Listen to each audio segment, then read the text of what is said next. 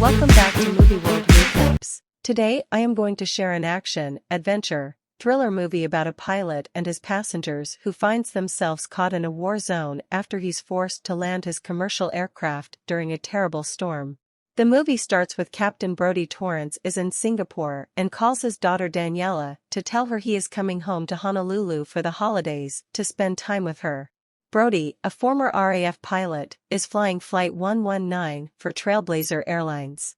He arrives to meet his co-pilot, Samuel Deli, who tells him that they will be flying through a storm. Bonnie, who is in charge of the flight crew, tells Brodie that he needs to meet Officer Shellback. The officer tells Brodie that they are transporting a killer named Louis Gaspar, who used to be a soldier in the French Foreign Legion. As the plane gets ready to take off, we see other passengers, like a young social media influencer and a rude businessman. Brodie and Deli talk while they are in the air. Brodie tells Deli that his wife died years ago. As the plane flies over the South China Sea, it goes through a storm with a lot of turbulence. As the storm gets worse, damage is done to the plane, and Brodie hurts his head in all the chaos. When the plane starts to go down, a stewardess is killed, and Shellback also dies from being thrown around. Brodie and Deli have to keep control of the plane without radio and radar, ensuring its safety. When they see that the damage is too bad, they have to make a quick landing. The pilots find an island and land the plane in a rough way. Once everything is calm, Brodie tells the passengers on board to get off. He and Deli find out that they are on the island of Holo. At Trailblazers HQ in New York City, the company's crisis manager, Scarsdale, meets with the board of directors to try to find the plane and its passengers. Brodie tries to keep Louis away from the other people on the plane because he has a history of being violent. Brodie works with Deli and Bonnie to keep the passengers calm and find a way to call for help.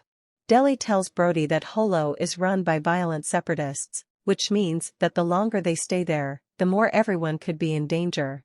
When the rebels, led by Datu Junmar, hear that the plane crashed, they hope to get money from the people on board. Brodie and Louis go into the forest to try to find a way to call for help. Back in New York City, Scarsdale and the board look at Brodie's history file, which includes a video of an incident in which Brodie held an angry passenger in a chuck hole until the man passed out. The man had punched Brodie when Brodie tried to stop a fight between two passengers. Once the plane is found, Scarsdale plans to send a private military team to the island to save everyone because they know there is a threat there.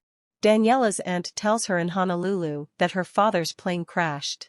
Brodie and Louis make it to a tower, where Brodie calls a Trailblazers agent. At first, the agent doesn't believe him because she says they've been getting a lot of prank calls about the missing flight. Brodie also calls Daniela before a rebel comes to attack him. Brodie fights with the man until he kills him. Brodie and Louis look more closely at the building and find that the rebels used it to torture and videotape people they held for ransom. They run back to the plane, but Junmar and his men are already there. A woman from Korea tries to run away, but one of the rebels shoots her. A man is also killed in a cruel way. Everyone else is taken hostage by the rebels while Brodie and Louis hide. As soon as the rebels leave, the two catch the last one and find out that Junmar is taking everyone to a nearby village. Brodie and Louis decide to go after everyone and save them. As they walk toward the village, Junmar starts making the hostages say their names and where they are from for the ransom video. When the military team gets to the island, there's no one near the plane except for the dead bodies of Shellback and the stewardess and a note from Brodie. Brodie and Louis get to the village and kill more rebels before finding the hostages and setting them free. All of the people get on a bus, and Brodie stays behind to let them off. Junmar and his men beat him up and were about to kill him when the military team came and started shooting at the rebels. Junmar finds his brother among the dead after the fight. This makes his fight against the others more personal. All of the people get back to the plane and get on it. The Trailblazers board disagrees about letting Brodie fly the plane, which is so damaged that it could kill everyone on board. Louis joins the soldiers in their fight against the rebels, and he decides to stay on the island because he can't go home and he found a bag of ransom money. Brodie and Deli try to get the plane moving again, even though most of the rebels are dead. Junmar tries to shoot an RPG at the plane, but Brodie lifts it high enough that Junmar is killed when the wheels of the plane hit him. Brody plans to land at an airstrip in Siassi, which is close by, with the fuel they still have. After some turbulence, Brody lands the plane safely, which makes everyone at the headquarters cheer. The closing scene shows Brody sits down to call Daniela and tell her he is coming home as the other passengers have settled down. That's all folks for today. I hope you like it.